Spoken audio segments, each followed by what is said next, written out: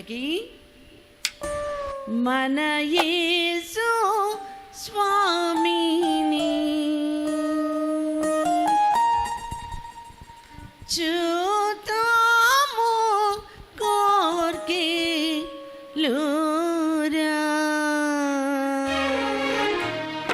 ప్రియులారా పేర్మిని.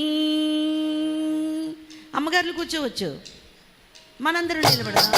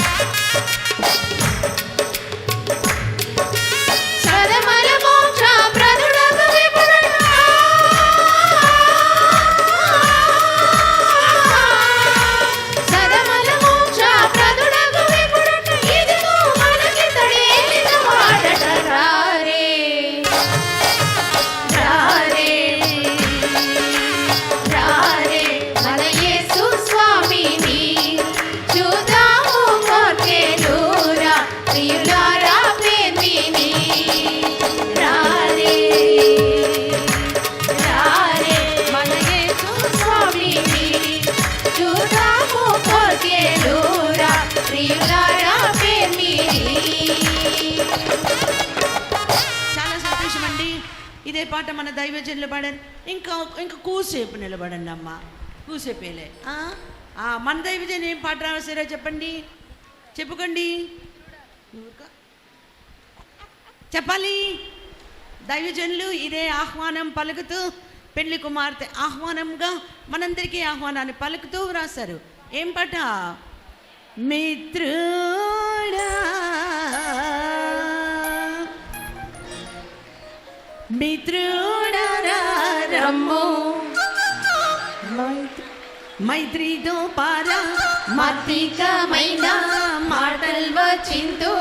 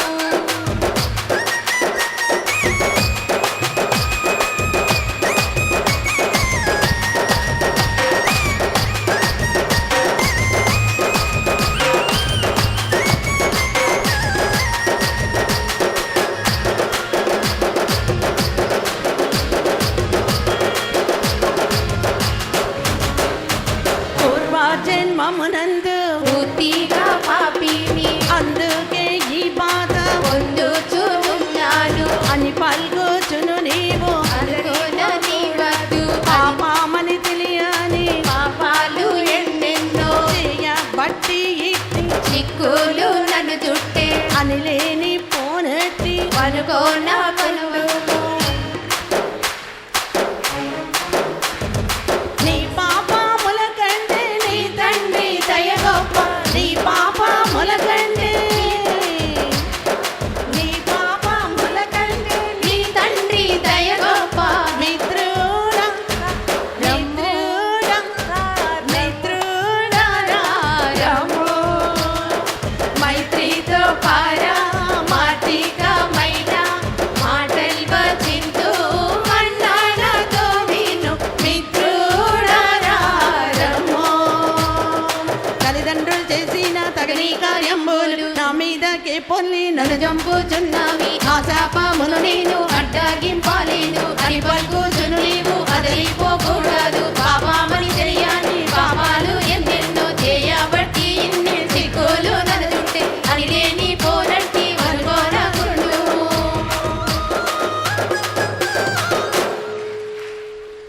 నీ పాప శబా ఏం బాధలండి ఈ లోకంలో కదా కదా. నీ పాప ములకంటే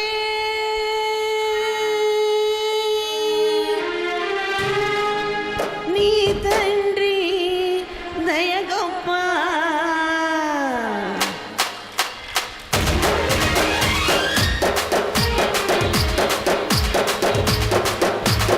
నీ పాపముల కంటే నీ తండ్రి దయ గొప్ప. నీ పాపముల కంటే నీ తండ్రి దయ గొప్ప. నీ పాపముల కంటే నీ తండ్రి దయ గొప్ప. నీ పాపముల కంటే నీ తండ్రి దయ గొప్ప. మిత్రుడా రమ్ము మైత్రితో పారమార్థికమైన మాటలు వచింతు మన్నాడతో విను మిత్రుడా రమ్ము. మిత్రుడా రమ్ము మిత్రుడా రమ్ము. చాలా సంతోషం. అమ్మయ్య అన్ని మర్చిపోయాం కదండి. ఇప్పుడు కూర్చుందాం, మరి యొక్క వాక్య సందేశముని విందాం. అధ్యక్షులైన వారు మనము మరి చూస్తుండగా వారిని ఆహ్వానించనై ఉన్నారు. ఎంతో సుందరుడమ్మ తా వారికి రాని పాతరాని పారవేయకుమా. నిండి పోరలు పాతగా చేసి నిలుపుము ఎల్లప్పుడూ. సువార్తలోని పాత్రలని స్వామీసు పిలుచుచుండా.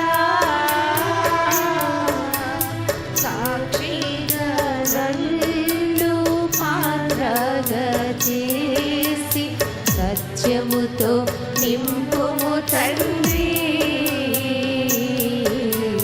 సత్యముతో నింపుము తండ్రి. కుమ్మరి ఓ కుమ్మరి జగదుత్పత్తిధారి చీకట మన్నైన నావంగా చల్లగా చూడుమయ్యా. చల్లగా చూడుమయ్యా. 4వ వచనం చదువుకుందాం. ఎస్తేరు రాజునకు యుక్తముగా తోచిన ఎడల నేను రాజు కొరకు సిద్ధము చేయించిన విందునకు రాజవైన తామును హామానును నేడు రావాలనని కోరుచున్నానని ప్రత్యుత్తరం ఇచ్చాను. చిన్న ప్రార్థన చేసుకుందాం. మమ్మల్ని మిక్కిలిగా ప్రేమించిన మా తండ్రి, వాక్యమై మా యొద్దకు దిగివచ్చిన ప్రభువా, మాతో ఇంతవరకు అనేకమైనటువంటి గొప్ప గొప్ప మర్మములను మా అందరికీ బోధించిన మంచి బోధకుడవైన యేసయ్య, మాతో ఉండండి. ఈ సమయమందు ప్రభువా మాతో మాట్లాడి మీరే మహిమనందమని మా కొరకు త్వరగా రానయ్యున్న వాక్యమై ఉన్న యేసు నామంలో వేడుకుంటున్నాము తండ్రి, ఆమేన్. పరిశుద్ధుని చేసి నీ వరములు దయచేసి,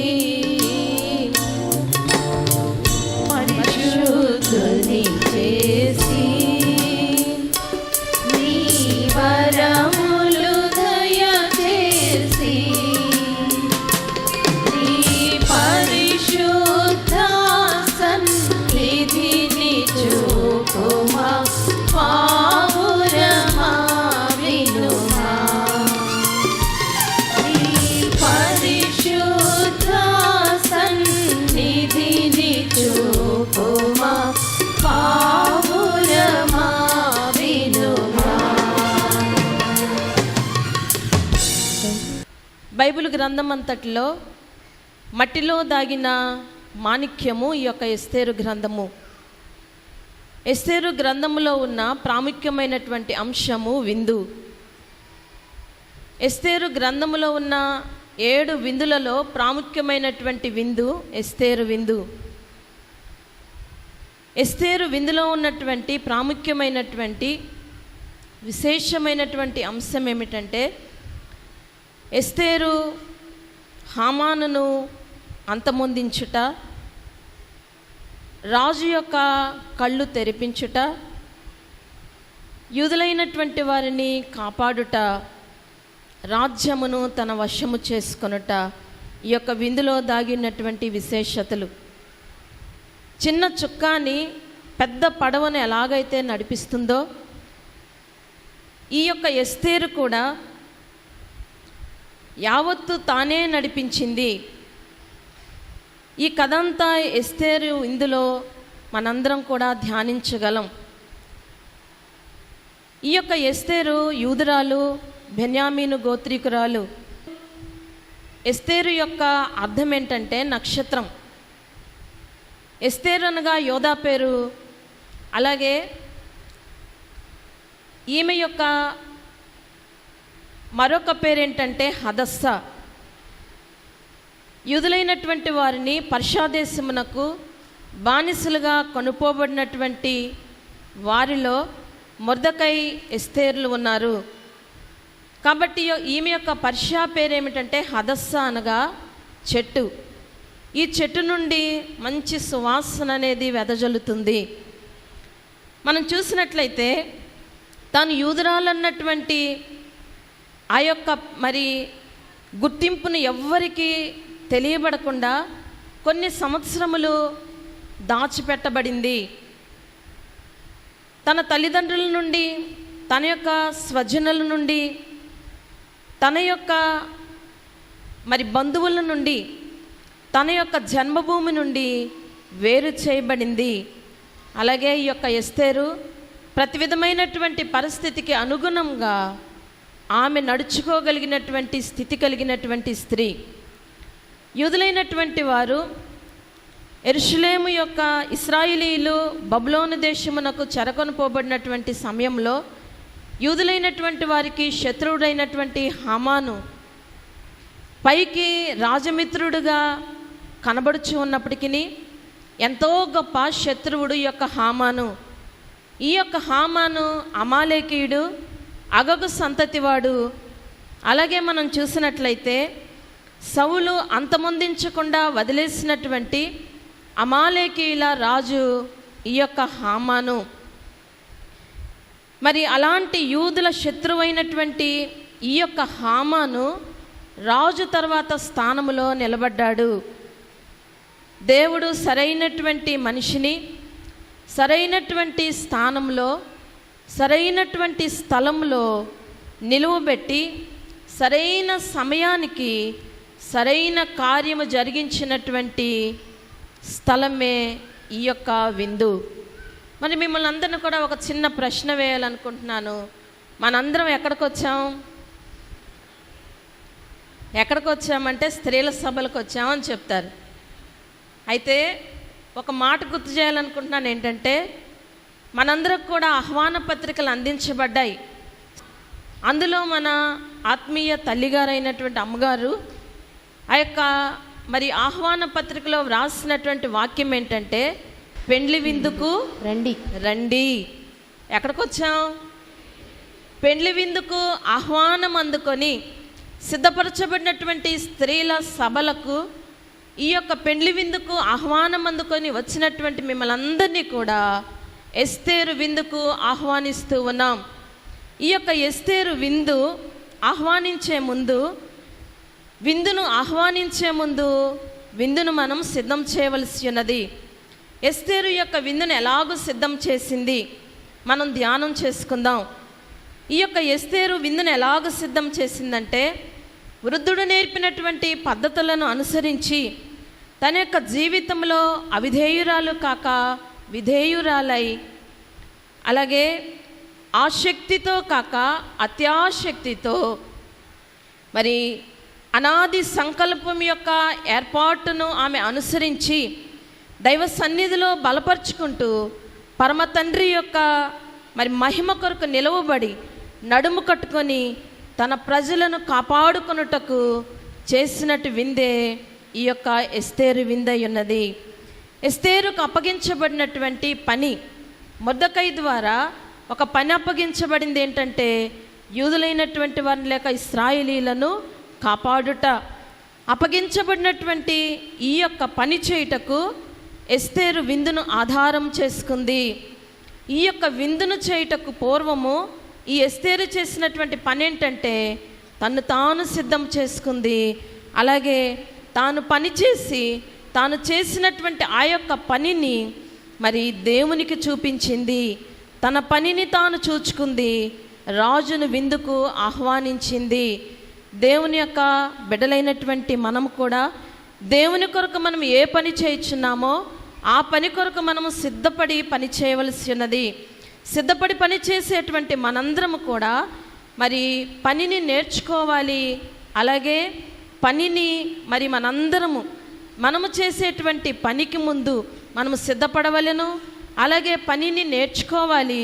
మరి మనము చేసినటువంటి పనిని దేవునికి చూపించుట కొరకు రాజును మనందరం కూడా ఆహ్వానించవలసిన వారమై ఉన్నాం.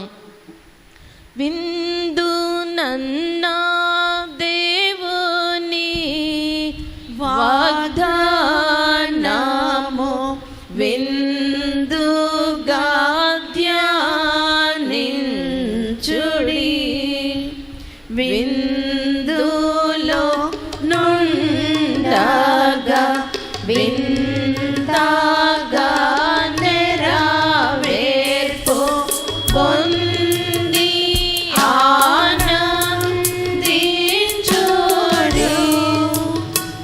ఇది రెండవ విందంచు గ్రహింతురు.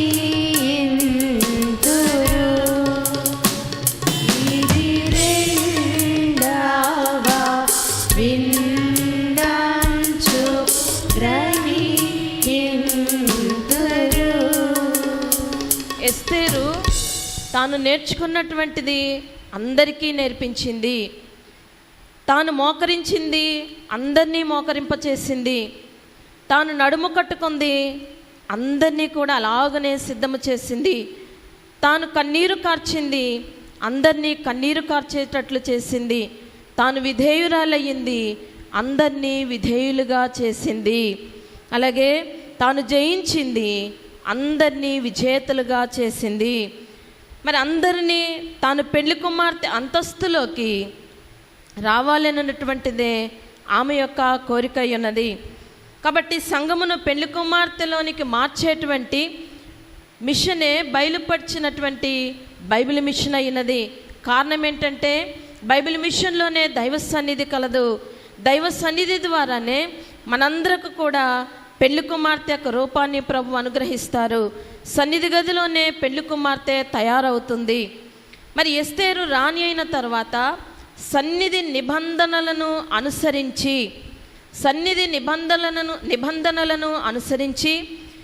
శక్తి కలిగినటువంటి విందు చేసి రాజును ఆహ్వానించుటకు ఆమె రాజ్య నిబంధనను లెక్క చేయలేదు.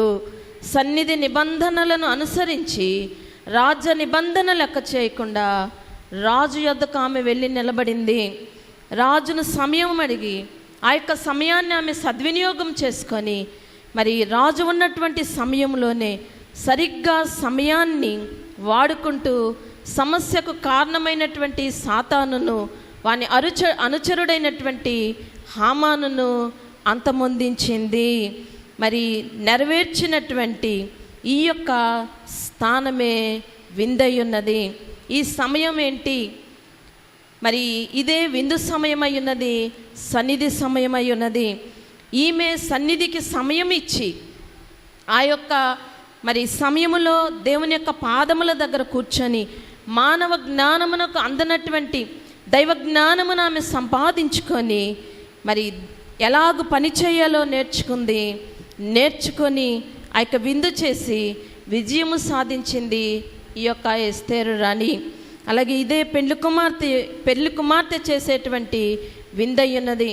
ఎలాగ మనందరము కూడా విందు చేసి రాజును మనందరము కూడా ఆహ్వానించవలసిన వారముగా కనబడుచు ఉన్నది. మనం చూసినట్లయితే ఈ యొక్క ఎస్తేరు తల్లిదండ్రులు లేనటువంటి సామాన్యమైనటువంటి స్త్రీ, పరదేశస్తురాలు, బానిస. ఇందాక చెప్పుకున్నాం కదా, యోధాదేశము నుండి లేక యెరూషలేము నుండి పర్షియాదేశమునకు బానిసగా కొనుపోబడిన సమయంలో యొక్క చరిత్ర అంతా జరిగింది. కాబట్టి పరదేశస్తురాలు, బానిస మరి ఉన్నతమైనటువంటి రాణి అంతస్తులోనికి వచ్చుట ఏమాత్రము కూడా సులువు కాదు. కానీ ఈ యొక్క ఎస్తేరంట ఎక్కలేని ఎత్తైనటువంటి కొండ ఎక్కింది. అలాగే మనం చూసినట్లయితే రాణి అంతస్తును అందుకున్నది. రాణి అంతస్తును అందుకొనుట సులువేమీ కాదు. మరి బలహీనులైనటువంటి వారు కొండెక్కలేరు. మనం చూసినట్లయితే కష్టపడితేనే అంతస్తు అనేది ప్రభువు దయచేస్తారు. బలహీనులైనటువంటి వారు కష్టపడలేరు. కష్టపడలేనటువంటి వారు కొండెక్కలేరు. ఉన్నతమైనటువంటి అంతస్తులోనికి మనందరము కూడా రావాలి అంటే మనందరము కూడా కష్టపడి పని చేయవలసిన వారమై ఉన్నాం. ఈ యొక్క ఎస్తేరు వృద్ధుని పద్ధతులను అనుసరించి మరి సమయాన్ని సద్వినియోగం చేసుకొని ఆమంట ఆ యొక్క విందులో సమయమును అలాగే సమస్యను తన యొక్క స్వాధీనంలో ఉంచుకొని శత్రువుడైనటువంటి ఈ యొక్క హామానును అంతమొందించింది. ఈ యొక్క ఎస్తేరు అలసిపోలేదు. ఈమంట మరి ఆలస్యము చేయలేదు. విందును సిద్ధము చేసి సరైనటువంటి సమయానికి ఈ యొక్క శత్రువుడైనటువంటి హామానును అంతమొందించింది. మరి అనుభవముతో ఈమె పనిచేసింది. యూదులందరి యొక్క హృదయాలలో ఆమె ఆనందాన్ని నింపింది. యూదులందరూ కూడా సంతోషముతోటంట తన ప్రజల ఎడల మరి ఆమె ఎంతో ప్రేమ కలిగి, మరి అయ్యగారు అన్నారు, తన ప్రజల ఎడల ఎంత ప్రేమ ఎస్తేరుకు. తన ప్రజలందరూ కూడా వారందరూ ఆనంద విందు చేసుకునేటట్లు చేసింది ఈ యొక్క ఎస్తేరు. ఇది మోక్షమందున ఇకాను జరుగాబోవు వధువు సంఘావై వాహికపు విందు మదిని జ్ఞాప్తికి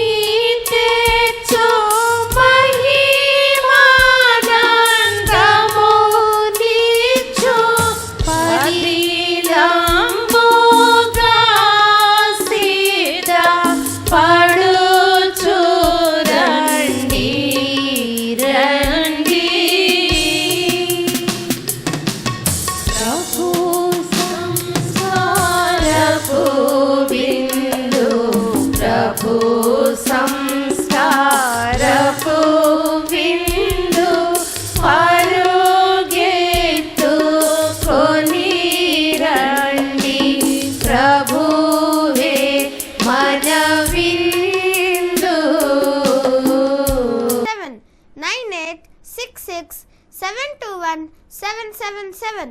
అందరికీ మరణాత.